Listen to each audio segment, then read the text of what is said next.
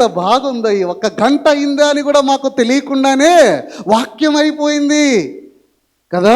పాపాన్ని మనం వెంబడిస్తున్నప్పుడు, మనం వాక్యం వినేటప్పుడు మన స్పందన ఎలా ఉంటుందంటే, వింటాం కానీ ఏం చేయాలో ఏదో పాపం చేసేటప్పుడు మారు మనస్సు, పాపం చేస్తున్న పాపం ఏం చేస్తుంది అంటే మారు మనసుకు చోటు ఇవ్వదు. ఏం చేయాలి?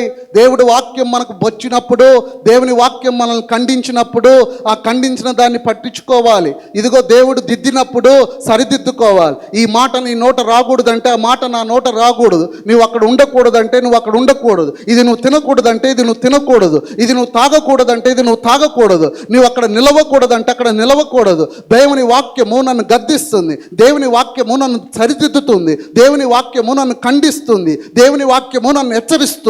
ఇవన్నీ చేస్తుంటే ఇక జాన్ ద బాప్టిస్ట్ ఎంత బాగా చెప్తాడు కదా.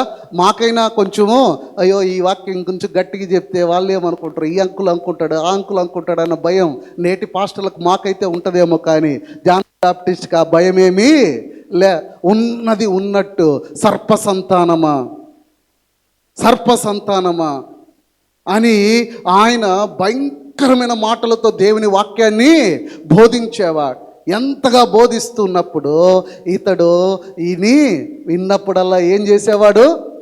ఏం చేయాలో తోచక విని సంతోషించేవాడు.